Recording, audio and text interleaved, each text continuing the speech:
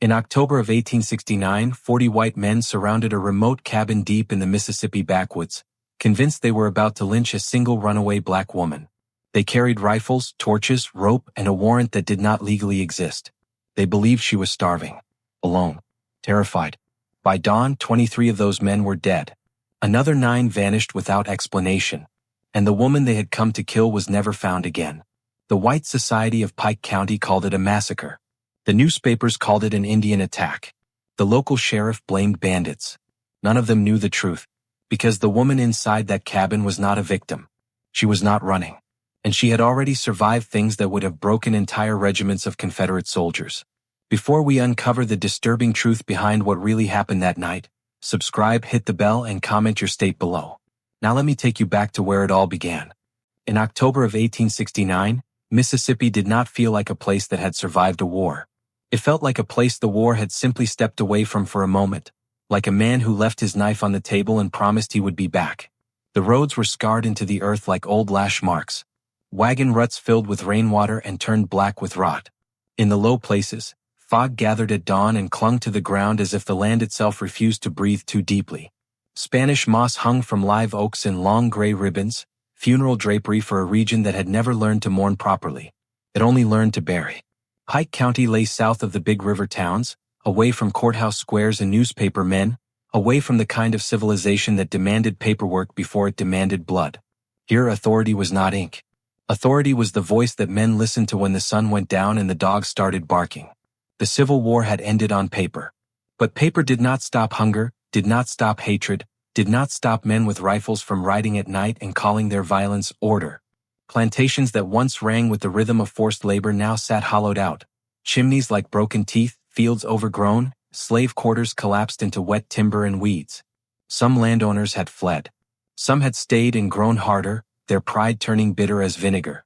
Freedmen built small cabins where they could, planted what they could, prayed when they could. And every night they listened, because the night belonged to others. There were men who called themselves protectors of Southern womanhood, guardians of tradition, saviors of white society.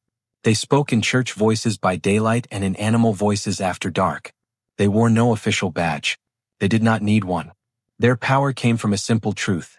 In places like Pike County, there were few consequences for white men who decided consequences were for someone else. The sheriff's office was a small building with a sagging porch. It had a locked cabinet for records and a rack for rifles.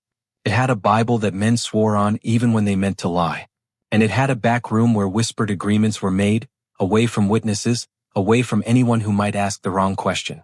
It was in that county, where justice moved in circles like buzzards, that a cabin sat in the backwoods, far from town, far from anyone who could claim responsibility for what happened there. The cabin was not grand. It was not meant to be seen. It hid beneath the trees as if ashamed of itself, built from rough-hewn logs that still smelled faintly of sap and smoke. The roof was patched with old shingles and scrap tin. A single chimney rose like a dark finger pointing at nothing. The land around it looked ordinary to the untrained eye. Pines and oak. Underbrush thick enough to snag a skirt or tear a man's coat. A shallow creek nearby that sounded like quiet laughter when the wind shifted. But nothing in Mississippi was truly ordinary after the war, not if you knew what to look for. The ground held memories. Blood dried and disappeared, but the soil remembered. Men had been shot in these woods for stealing hogs. Others for speaking too boldly. Some for being black and alive in the wrong place at the wrong hour. Bodies had been rolled into gullies and covered with leaves. Graves had been marked with stones or not marked at all. And on certain nights, especially in autumn when the air sharpened and the leaves began to die, there was a smell that rose from the earth, damp decay mixed with something metallic as if rust lived in the wind. The cabin's nearest neighbor was a mile away. A mile might as well have been 10 because the paths between were not roads so much as suggestions. A man could get lost out there if he panicked, and men panicked more easily than they liked to admit. Some people later claimed the cabin had been abandoned for years. That was a lie. It had been watched. Everything in Pike County was watched. The question was only who was doing the watching and why. On the first week of October, a cold rain came and stayed for 2 days. It turned the earth to thick mud. It muted hoofbeats. It softened footprints. It made the creek rise and carry away anything light enough to be taken. It also made men restless. They sat in kitchens and taverns, drinking cheap whiskey and talking about the old days as if those days were stolen property that needed to be reclaimed. That was how the stories began, the same way they always began. A whisper moved from porch to porch, from churchyard to general store. There was a runaway woman in the woods. A black woman who did not belong to anyone. A woman who had refused the laws men had written for her.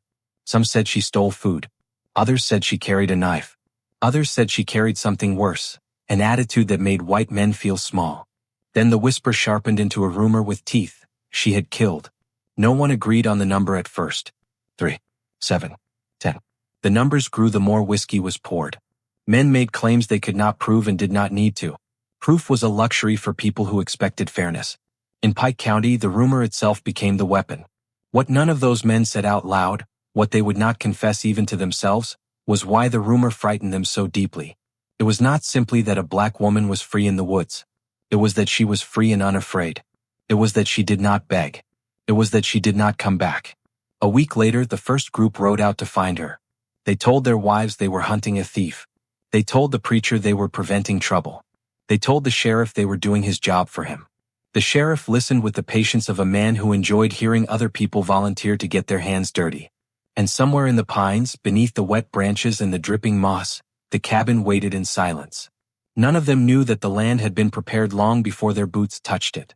None of them knew that the cabin was not a hiding place. It was a decision. And by the time the first torch hissed in the rain-dark air, it was already too late to turn back. They did not know her name, and that unsettled them more than they cared to admit. Names gave men something to hold, something to write down, something to curse. This woman had slipped past that small comfort.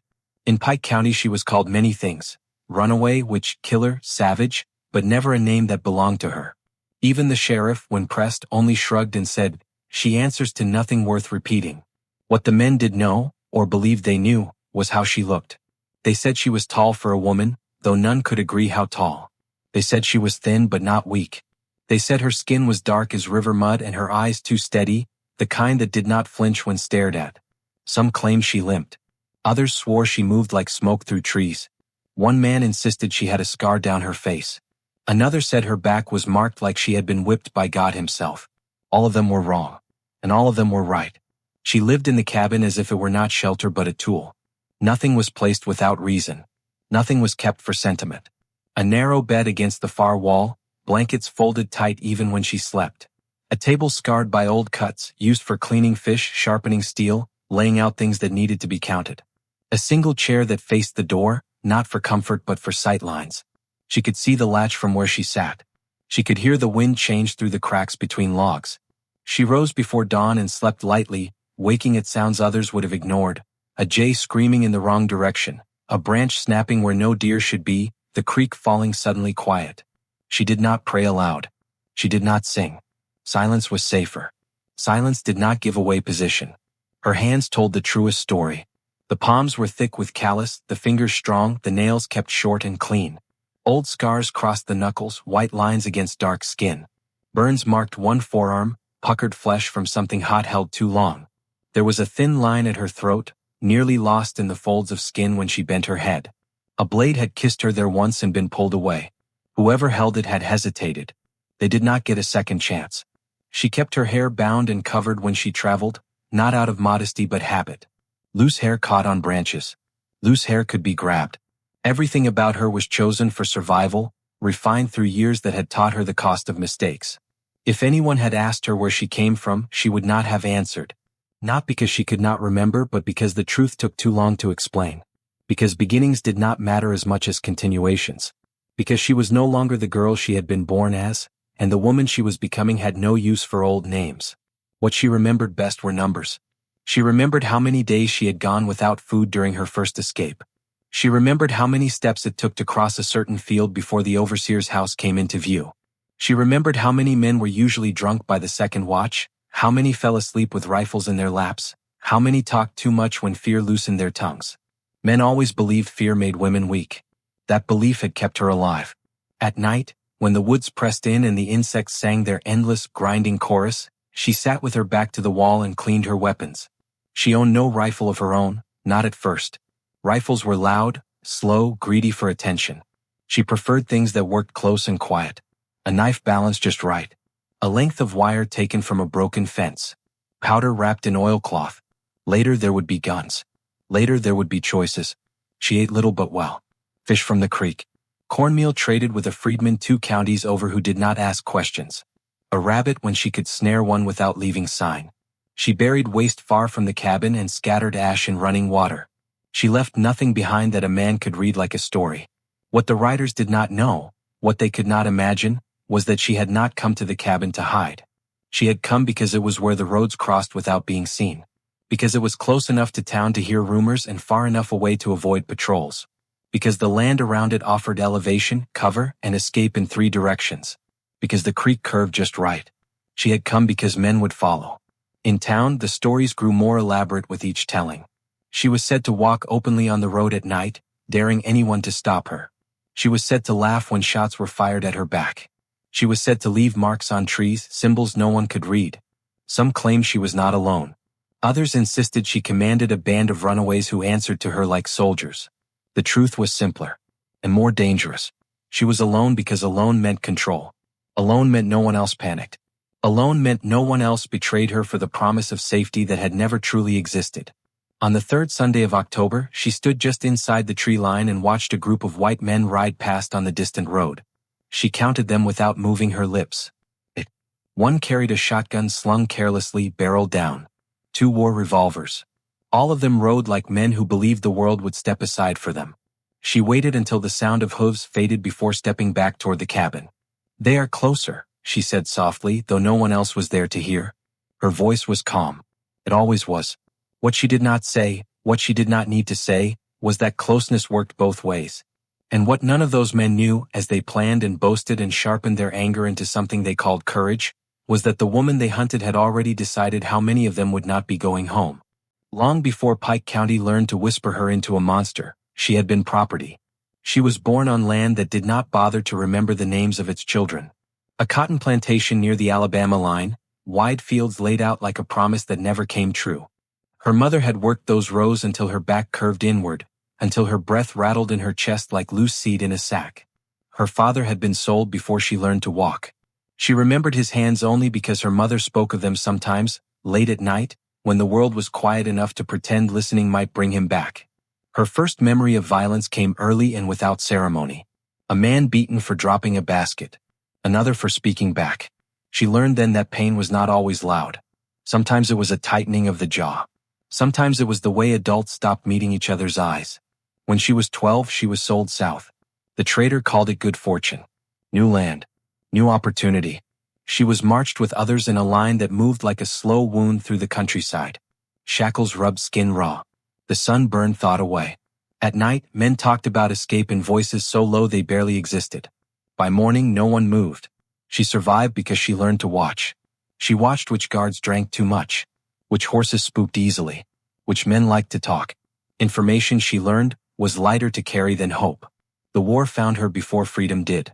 By 1862, she was working in camps that followed Confederate units like shadows. Cooking, washing, digging, carrying stretchers slick with blood and bits of men who had been alive moments before. She saw what bullets did to bodies. She saw how quickly courage dissolved when bones shattered. She saw officers weep like children when the noise stopped and the counting began. No one taught her how to fight. They taught her how men fought. She learned that soldiers were loud before battle and quiet after. That they boasted to hide fear and prayed when boasting failed. She learned that a man bleeding did not think clearly, and that a man watching another bleed thought even less clearly. She learned how long it took for a wounded man to die when left alone, and how little effort it took to hurry the process. She was moved from camp to camp as the war turned bad. Food grew scarce. Discipline grew crueler. Deserters were shot or hanged as examples. Once, she watched a man beg for his life with a prayer he could not finish because the rope tightened too fast. Another time, she saw a boy no older than 15 try to run and fall screaming with his leg torn open by shot. She did not scream. She remembered. Near the end, as Confederate lines collapsed and units scattered like startled birds, she fell in with a group of men who no longer believed in victory. They believed in survival. They moved at night, avoided roads, stole what they needed. One of them, a gaunt man with eyes too old for his face, noticed how she listened when they spoke, how she looked at the land as if it were a map already drawn. "You want to live," he said one evening, handing her a piece of hard bread. "Yes." "Then learn," he said. "And do not ask mercy of men who do not know the word. From him she learned practical things. How to clean a pistol. How to set a simple snare that would not announce itself. How to tell if a camp was occupied by the smell of smoke alone. How to move uphill without showing silhouette. How to strike and step away before the mind caught up to the body. She learned something else too. Something the war taught all who paid attention. Men were most dangerous when they believed they were right. When the war ended, freedom came like a rumor carried on the wind. Some people celebrated. Some waited. Some did not believe it until they saw papers with seals and signatures that meant nothing to the men holding rifles. She walked away from the last camp without looking back. For a time, she tried to live as she was told a free woman should. She took work where it was offered. She kept her head down.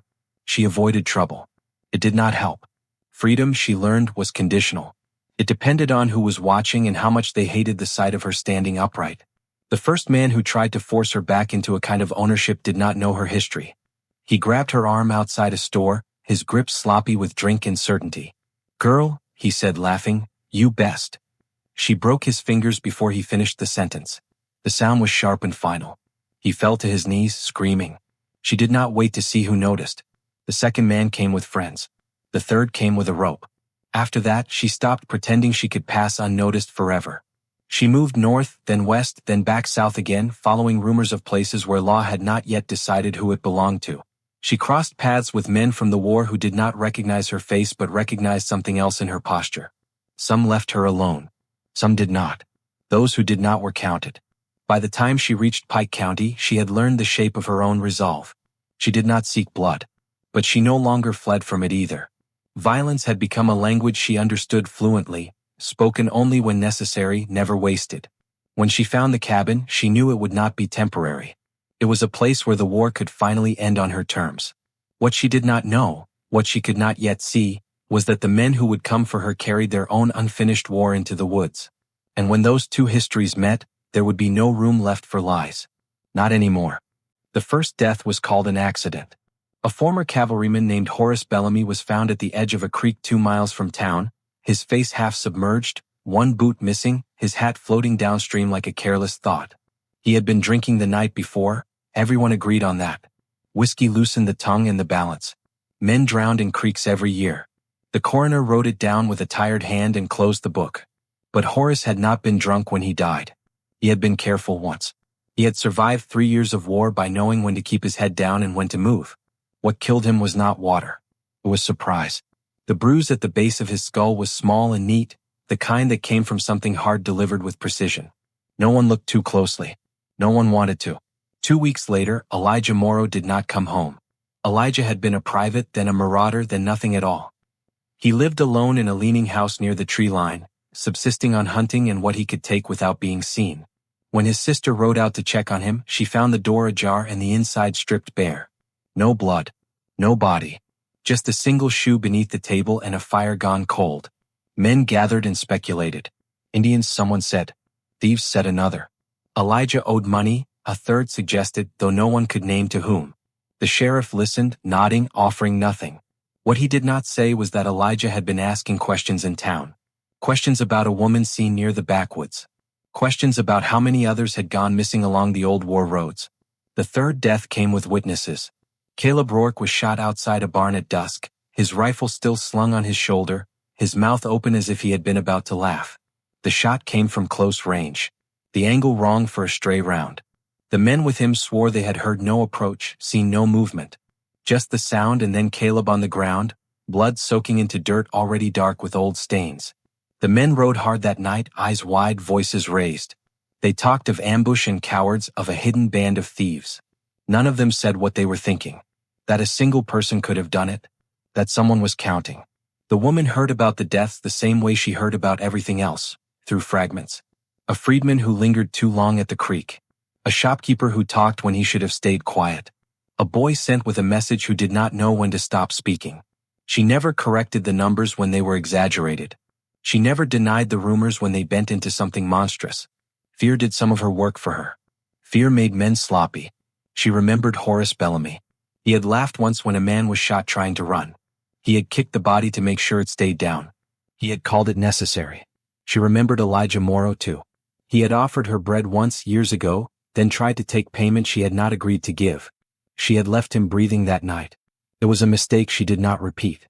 As for Caleb Rourke, he had not known her name, but he had known her face. He had followed her for half a mile before deciding she was not worth the trouble alone. He would have come back with others. Men like that always did. By the end of the month, 5 were dead and 2 more unaccounted for. The sheriff's ledger did not reflect the pattern, but the men in town felt it. They felt it in the way conversations stopped when certain names were mentioned. They felt it in the way dogs barked longer at night, and in the way wives asked questions their husbands could not answer without raising their voices. A meeting was called in the back room of the general store. The men who gathered there sat with their hats in their laps or on the table, fingers worrying the brims. Some smelled of sweat and fear beneath the whiskey. Others wore the stiff calm of men who had already decided what must be done. "This cannot continue," one said. "It makes us look weak." Another nodded. "If it's a gang, we break it. If it's a woman—" He did not finish the sentence. He did not need to. The sheriff leaned back in his chair, boots crossed at the ankle. He let the silence stretch until it grew uncomfortable. Then he spoke. "You have no proof," he said mildly. "What we have," a man snapped, "is bodies." The sheriff considered that.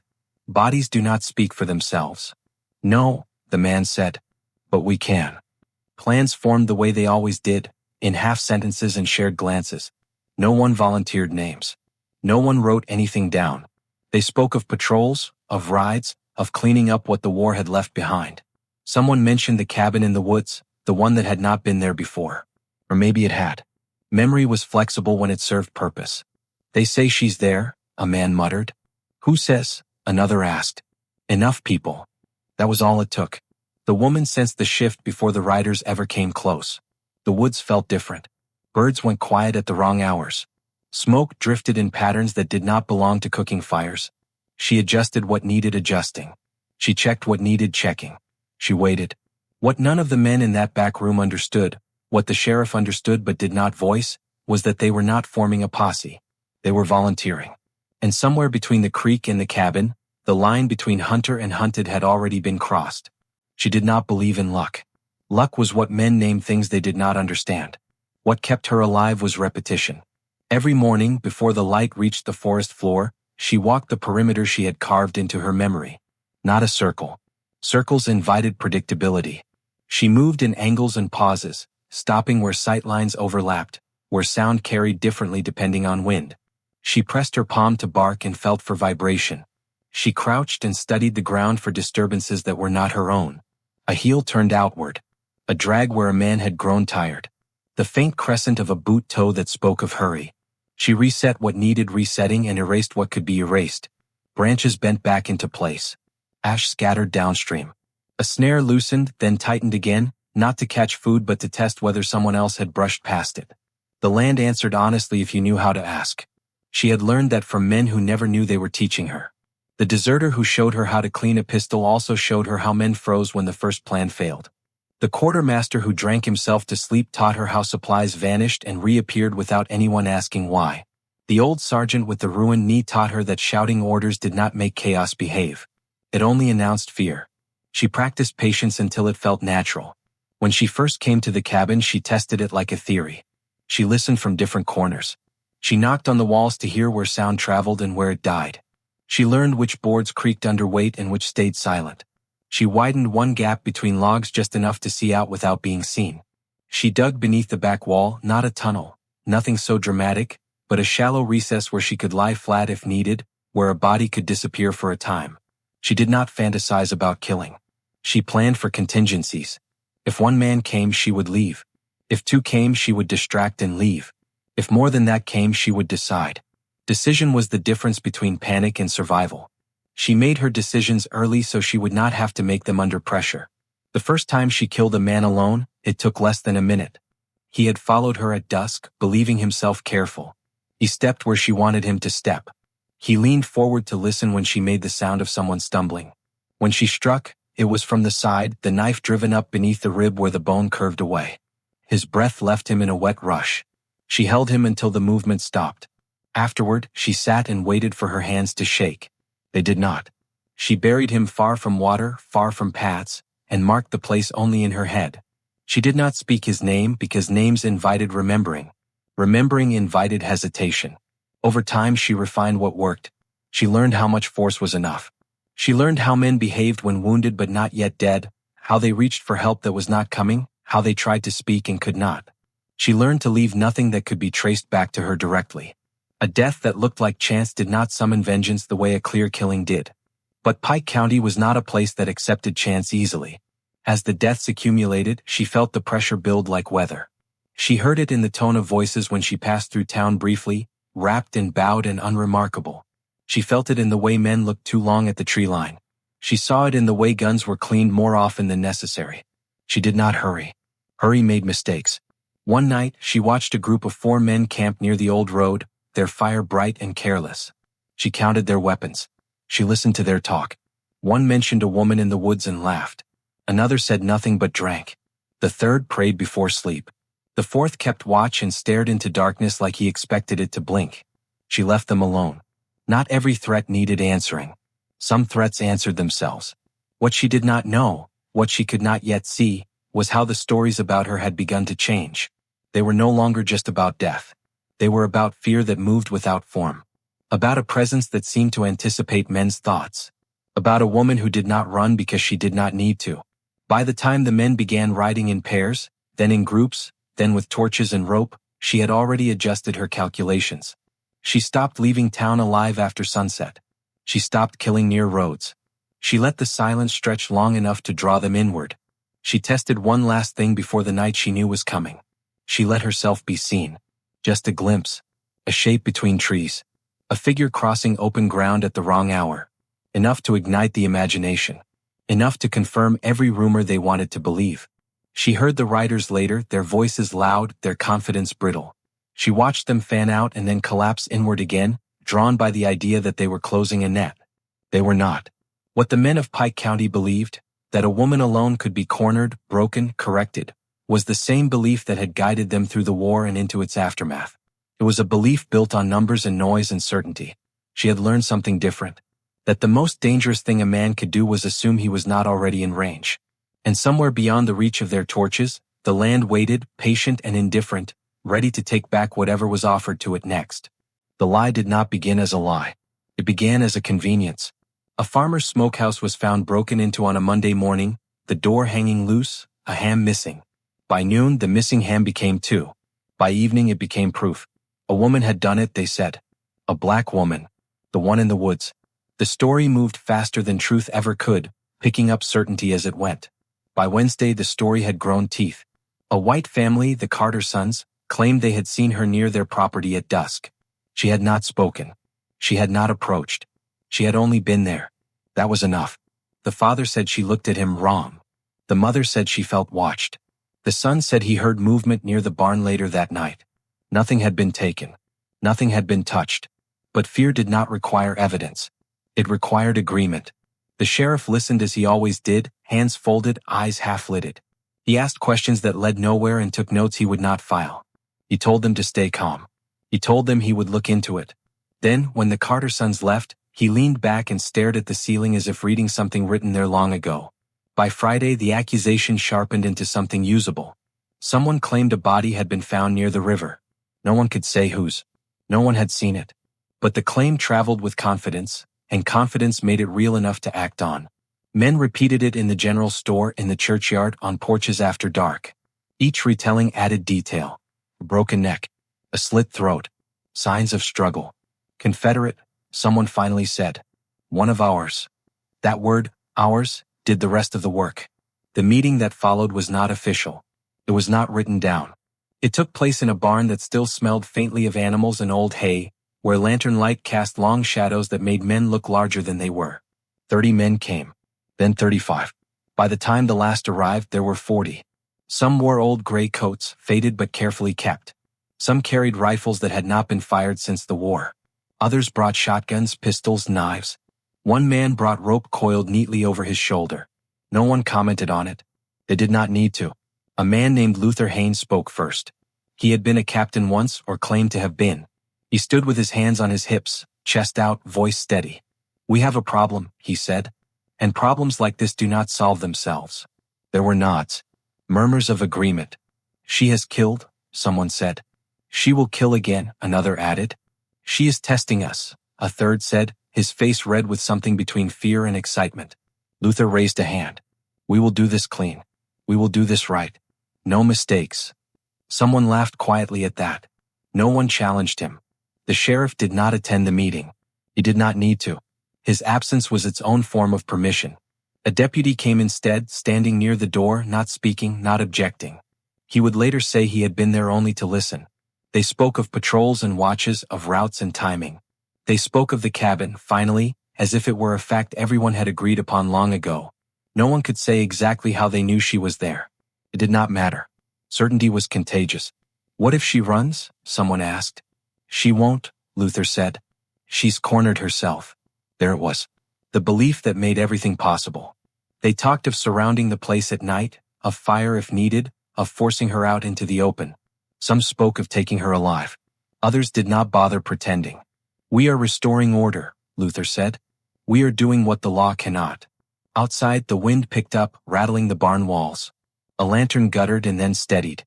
The men shifted, checking weapons, touching charms, crossing themselves in gestures learned during the war. None of them asked why the woman had not fled already if she was truly afraid. None of them asked how many men had gone looking for her and not returned. They were too busy telling themselves a story in which they were necessary. The woman heard about the meeting before it ended. A boy came running to the edge of the woods near dusk, breathless, eyes wide. He did not step closer than he had to. He did not raise his voice. They are coming, he said. Tonight or tomorrow. They say 40. She nodded once. Go home, she said.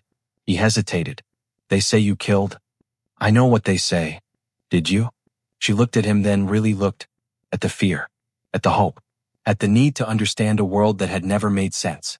I ended things that were already finished, she said. He swallowed and ran. As night fell, she moved through the cabin one last time, touching walls, checking angles, listening to the way the air settled. She did not rush. She did not pray. She ate a small meal and drank water sparingly. In town, men mounted horses and lifted torches, their confidence growing with their numbers. They spoke of justice and protection and duty. They did not speak of doubt. What none of them knew, what they would not realize until the dark closed in around them, was that the lie they had built their courage upon had already sealed their fate. Because lies could gather men. But only truth decided who walked away. They believed the cabin was a refuge. That belief comforted them. From a distance, it looked like the sort of place a frightened person would choose. A small structure tucked away from roads, half swallowed by trees, its chimney dark and cold. To men who had spent the war marching toward visible targets, it made sense. You flushed the prey out. You burned the nest. You waited with rope. They did not understand that the cabin had been chosen the way a soldier chose ground. The woman had walked the land for weeks before settling there.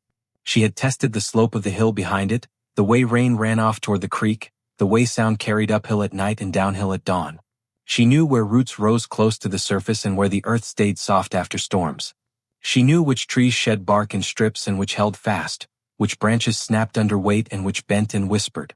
The cabin sat slightly below a rise to the east, shielded from early light. To the west, the ground fell away sharply, thick with brush that snagged clothes and slowed pursuit. To the north, the creek curved like a question mark, shallow in places and deceptive in others.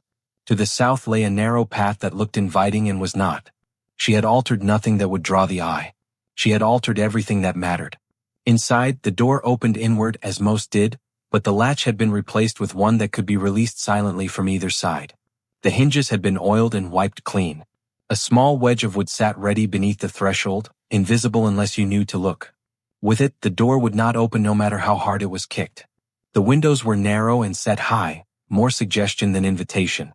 One had been partly sealed from the inside, leaving a slit no wider than 2 fingers. From there, she could see the approach from the east without exposing herself.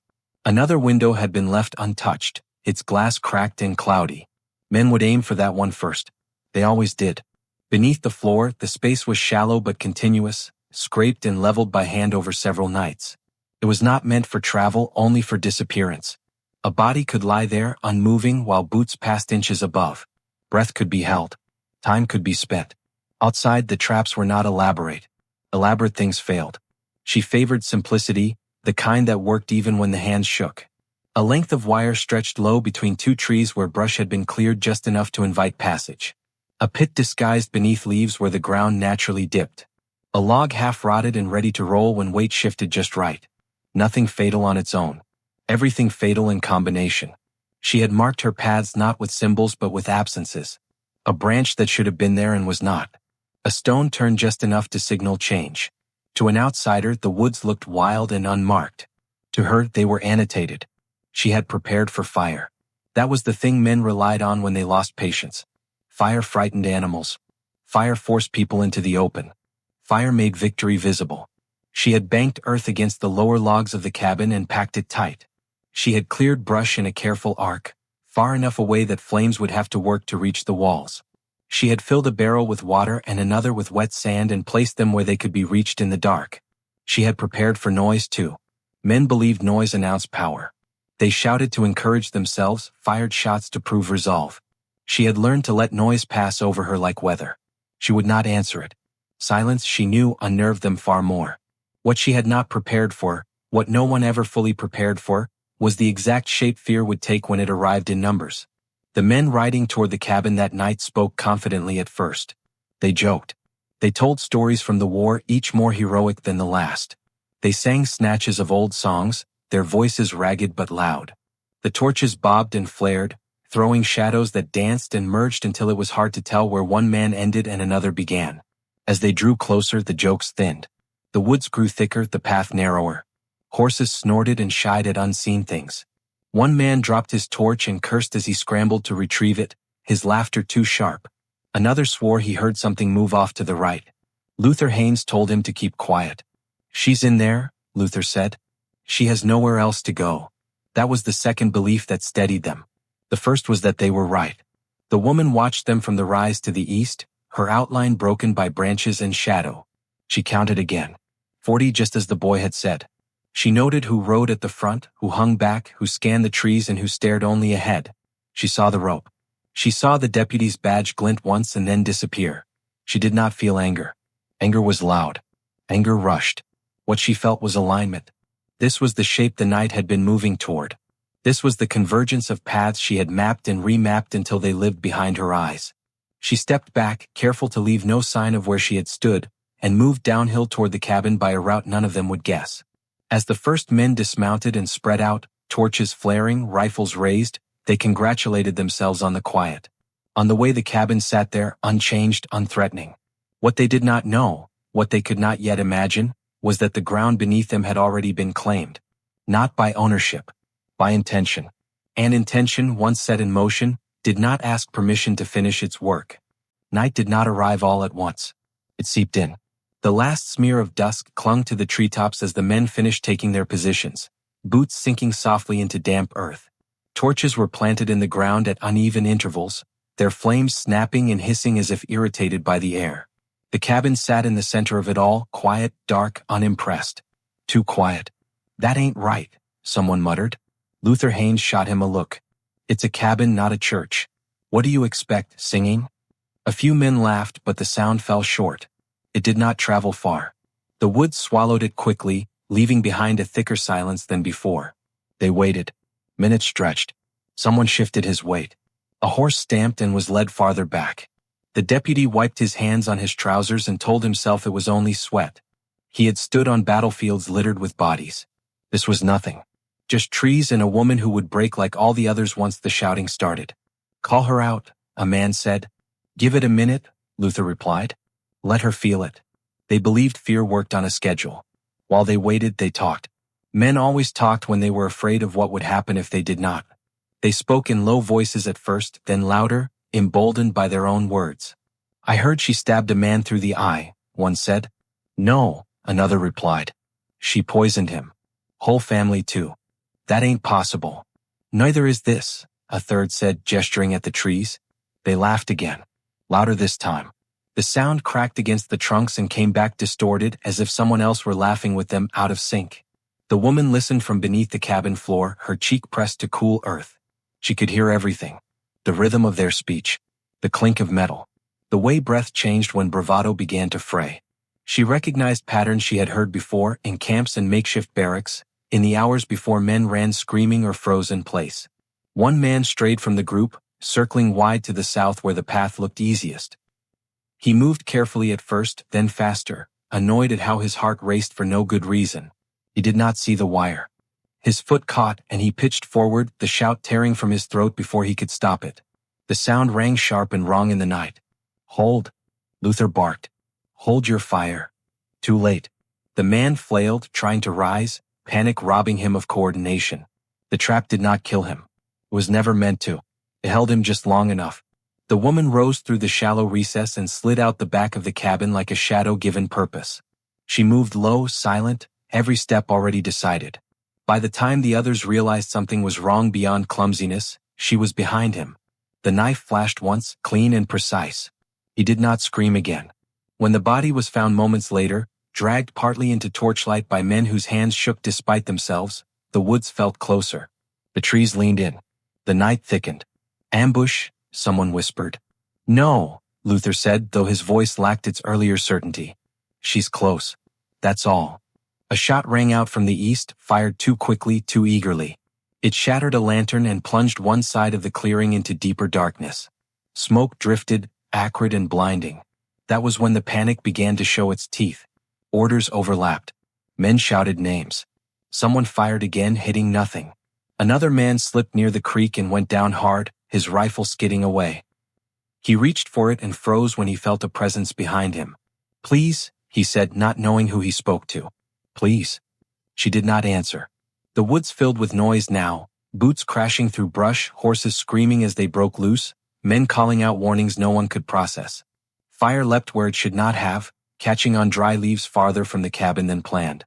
From inside the chaos, the woman moved deliberately. She did not rush. She did not chase. She struck when opportunity presented itself and withdrew when it did not. A man turned too quickly and fell into the pit he had not seen. Another fired at movement and hit a friend instead, the scream that followed carrying longer than any gunshot. Luther tried to rally them, shouting commands learned in another war, but the men did not respond as soldiers.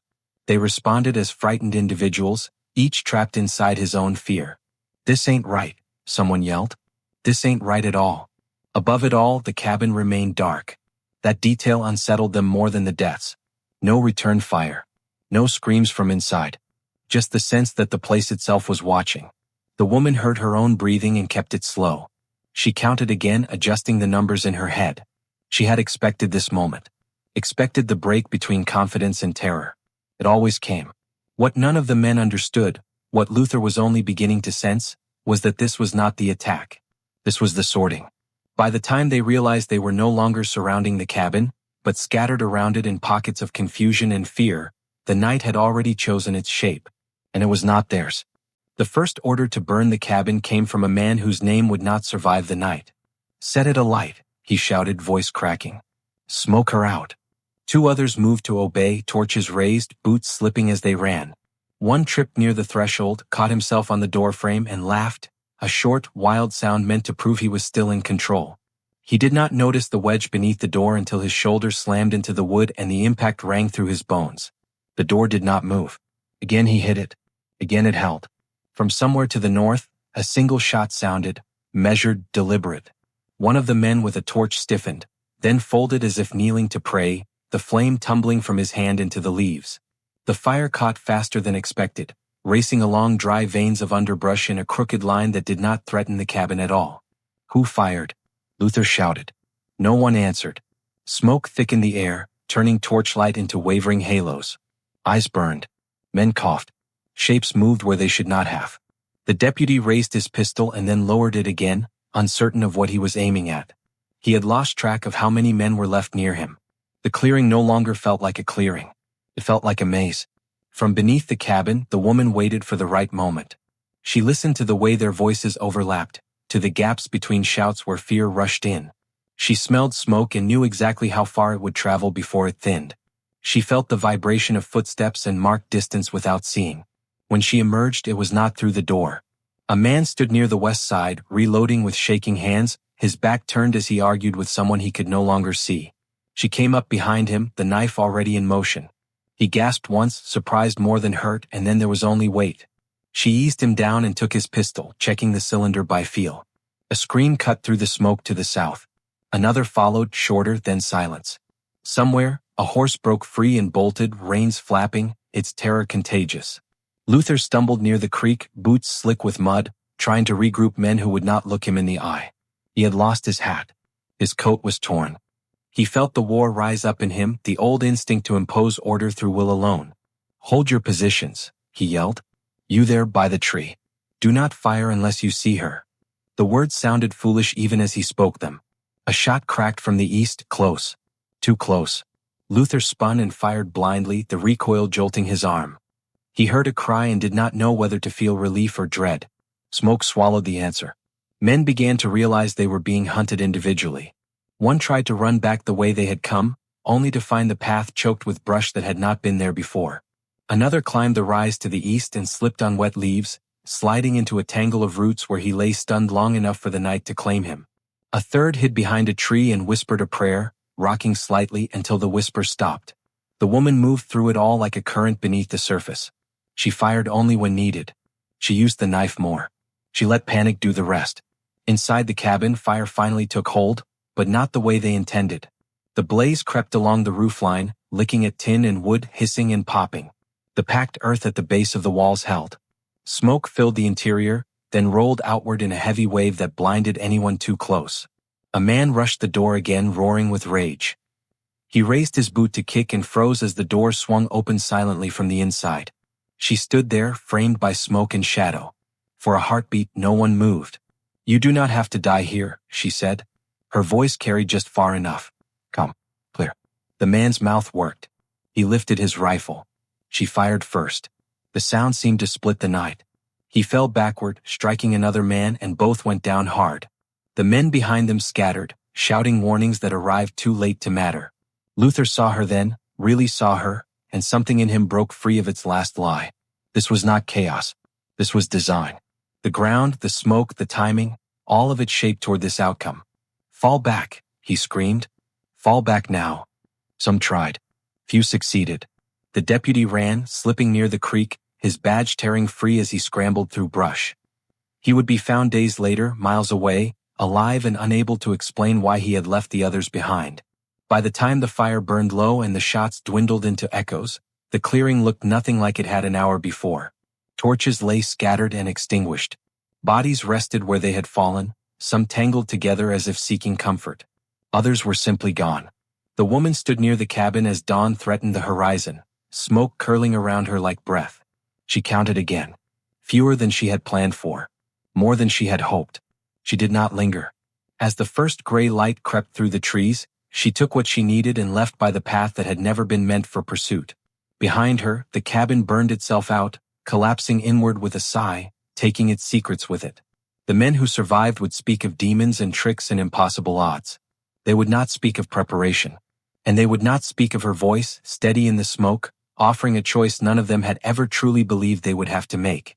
By the time the sun cleared the trees, the woods had fallen silent in a way that felt unnatural, as if sound itself were waiting to see who would claim the morning. Smoke drifted low and pale, curling around trunks and dissolving into the damp air. Birds did not return right away. Even they seemed uncertain. The men who still breathed gathered in small, stunned knots, counting themselves and finding the numbers wrong every time. 23 bodies lay where the light could find them. Some were face down in the mud. Others stared upward, eyes already dull, mouths open in questions no one would answer. 9 more were missing entirely. No tracks led away. No blood trail told a story that could be followed. Luther Haynes stood near the creek, boots caked with mud, hands trembling despite his effort to still them. He had survived battles. He had seen fields strewn with bodies. None of that had prepared him for this sense that the night itself had passed judgment. "She was here," he said hoarsely, though no one had asked. She was standing right there. No one contradicted him. No one wanted to. One of the younger men vomited and sank to his knees, weeping openly. Another stared at the burned remains of the cabin and laughed, a thin, broken sound that turned into sobbing when no one joined him. A third crossed himself again and again until his fingers cramped. They began to tell each other stories immediately. Not lies exactly, adjustments. The woods had moved. The smoke had taken shapes. There had been more than one woman. There had been unseen accomplices. Anything to avoid the truth that pressed in on them from all sides. That truth walked away while they talked. She moved east as the light strengthened, stepping carefully, unhurried. Her clothes were streaked with soot and blood that was not her own. Her breath came steady. She paused once at the rise and looked back, not out of pride or satisfaction, but to fix the image in her mind. She would need to remember it accurately. Memory mattered. Among the bodies near the cabin, one man still lived. He lay on his side, breathing shallowly, eyes tracking movement with the dim awareness of someone hovering between worlds. He recognized her when she knelt beside him. His mouth worked, soundless at first. "You," he whispered finally. "I know you." She studied his face. He had been a lieutenant once. She remembered his voice barking orders. She remembered the way he had looked through her as if she were furniture. "Yes," she said. "I did not." He coughed, blood bubbling at his lips. "I did not think." "That is true," she said. Tears slid from his eyes, cutting clean lines through the grime. "What are you?" She considered the question. "Finished," she said and rose. When the sheriff arrived hours later with a handful of men who had not ridden the night before, he took in the scene with a practiced eye. He counted bodies and found them inconvenient. He noted the fire damage and the scattered weapons. He listened to Luther's fractured account and asked careful questions that led nowhere. "Indians," he said finally, to no one in particular, "or outlaws passing through?" Luther stared at him. "You know that is not."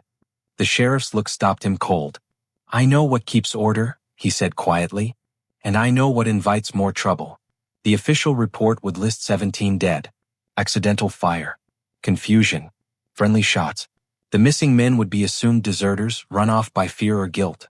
No mention would be made of a woman. The cabin was cleared and burned again for good measure. What could not be explained was destroyed. What remained was buried.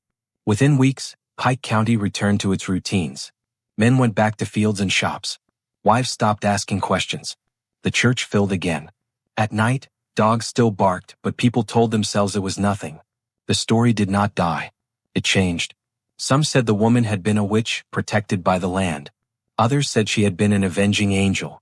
A few whispered that she was still out there, watching, counting. Parents warned children not to wander too far. Men drank a little less when they spoke of the woods. Years later, when a traveling preacher tried to collect accounts of the war's aftermath, he was told to move on. When a journalist asked about missing veterans, he was shown a ledger with clean lines and closed cases. When a historian compared burial records to enlistment rolls, the numbers refused to agree. The woman was never seen in Pike County again. Some claimed she headed north, where the laws were written differently and enforced no better. Others believed she crossed the river and vanished into places where names were lost as easily as people. One freedman swore he saw her years later, older, walking with the same deliberate step, eyes still sharp. Whether that was true did not matter as much as what remained. The woods kept their secrets. The land absorbed what had been given to it and asked for nothing more. And in Pike County, long after the war was supposed to have ended, men learned to glance over their shoulders when night fell. Because somewhere in the space between rumor and record, between fear and memory, a truth had taken root. That one woman, armed with patience and intention, had ended a war that had never truly ended for her. And that was a lesson no official history would ever be willing to write down. The cover-up did not begin with paperwork. It began with silence. By mid-morning, the sheriff had ordered the remaining bodies moved. Not carefully. Not respectfully. They were dragged from where they lay, limbs stiffening, boots leaving long scars in the mud. The men tasked with it worked quickly, eyes down, speaking only when necessary. No one argued. No one asked why so many were missing when the count was taken again. Graves were dug where the land dipped naturally, shallow enough to finish before noon, deep enough to satisfy appearances. Names were spoken once, then not again. A few men lingered, staring too long at the earth as if expecting it to move. The sheriff watched them and made a note of who would need watching later. "What do we tell their families?" someone asked. The sheriff wiped his hands on a cloth already stained beyond saving. "The truth," he said. Then after a pause, a version of it. By afternoon, the story had settled into something manageable. There had been a fire. There had been confusion. Some men had panicked. Shots had been fired in the dark. Accidents happened. It was tragic, yes, but unavoidable. The war had left people jumpy. The woods were dangerous. Best not to dwell on it. No mention was made of planning, of torches, of rope. Luther Haynes sat on the edge of a wagon, head in his hands, staring at the ground as if it might offer answers. He had stopped speaking hours ago. When the sheriff approached him, he did not look up. "You will keep quiet," the sheriff said. Luther nodded once. His mouth tasted like ash. He had lost something more than men that night. He did not yet know how to name it. The deputy who had run did not return. His badge was found tangled in brush days later, the metal bent and dull. Officially, he resigned and left the county. Unofficially, his name stopped being spoken at all. That was the price of surviving when others did not. The cabin was dismantled piece by piece. What fire had not taken was pried loose and burned again. The earth beneath was turned over, doused, turned again. Ash was scattered into the creek until the water ran gray and then clear. Nothing was left that could be pointed to and named. Within a week, the sheriff sent word to the county seat. A brief report. Clean handwriting. Numbers that behaved. A tragic incident involving misguided citizens and poor judgment. No further investigation required. The response came back promptly. Regret. Condolences. Approval. By the following Sunday, the church was full. The preacher spoke of forgiveness and order. He spoke of the dangers of lawlessness and the importance of community standing together against chaos. Men nodded. Women bowed their heads. No one mentioned the names of the dead aloud. Grief, like truth, had become inconvenient. Outside, children played near the tree line and were called back sharply when they strayed too far. Parents told them stories meant to frighten them into obedience. They did not realize how close those stories were to becoming something else. In the months that followed, Pike County tried to forget. It did not succeed. Horses spooked more easily on the old road. Dogs refused to go near the creek at night. Hunters found traps sprung where they had set none. A man swore he heard a woman's voice in the woods once, calm and distant, speaking words he could not quite make out. The sheriff dismissed these things with practiced ease. Nerves, he said. Guilt. But guilt had a way of lingering. 2 years later, Luther Haynes drank himself into an early grave. The official cause was sickness. Those who knew him better said he never slept through the night again. He woke screaming, hands clawing at sheets that smelled faintly of smoke. Others fared no better. Men who had ridden that night grew cautious. Some moved away. Some avoided the woods entirely. A few turned meaner, as if cruelty could keep fear at bay. It did not. The ledger in the sheriff's office remained unchanged. Names crossed out. Cases closed. Numbers neat and wrong. Years later, when Reconstruction gave way to something harder and more bitter, new men rose to positions of authority. They inherited the silence along with the land. They learned quickly what questions not to ask. And the woman? She passed into rumor. In some tellings, she was already dead, killed that night in the fire. In others, she had escaped north, changed her name, lived quietly among people who did not know what she had done. A few insisted she had become something more than human, a spirit bound to the woods. The truth sat somewhere none of them wanted to look. Because if a single woman could dismantle 40 men armed with certainty and hatred, then the world they depended on was far more fragile than they could afford to admit. So they buried the story the way they buried the bodies. Quickly, quietly, and without markers. But buried things have a way of shifting over time. And not everything stays underground forever. Years passed. Then decades. Pike County changed its face but not its bones. New fences went up where old ones had rotted.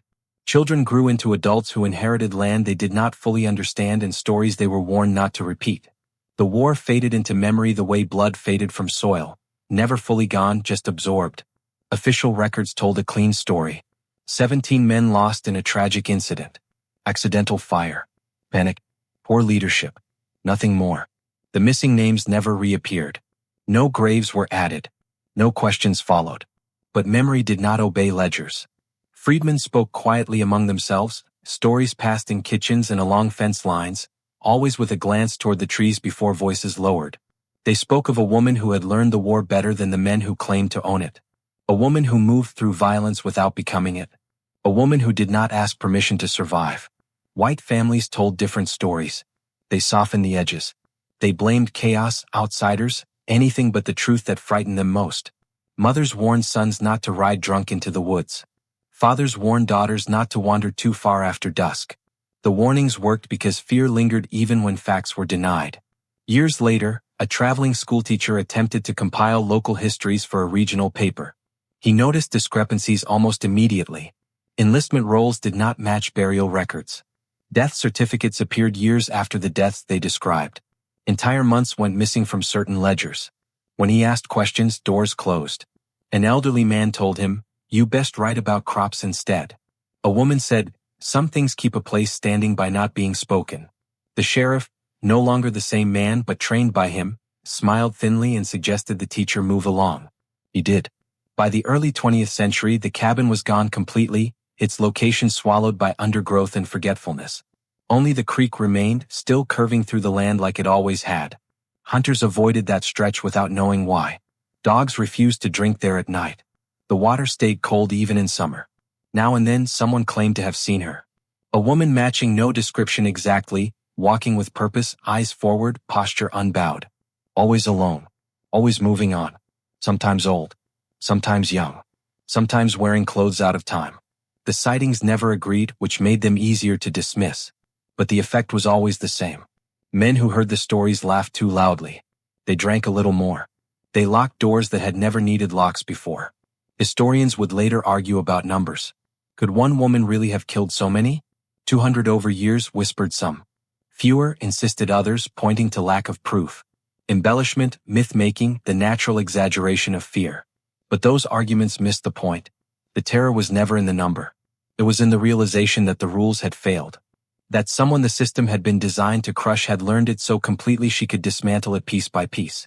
That violence, when stripped of righteousness and hierarchy, was simply a tool, and tools did not care who held them. The woman did not leave behind a manifesto. She did not carve her name into history. She did not seek recognition or forgiveness. She simply stopped running. And when the running stopped, the world around her was forced to reckon with the truth it had avoided since the war ended. Freedom was not granted. It was taken, maintained, defended. Whether she lived out her days quietly or died alone on another stretch of unclaimed land, no one can say for certain. The records refused to cooperate. The witnesses learned to forget. But the absence she left behind speaks louder than any monument. In Pike County, men still lower their voices when talking about the woods. Old families still tell their children not to assume numbers make them safe. And somewhere beneath the soil, beneath the silence, the land remembers exactly what it was given. Because history does not only belong to those who write it. Sometimes, it belongs to those who were never supposed to survive long enough to be remembered.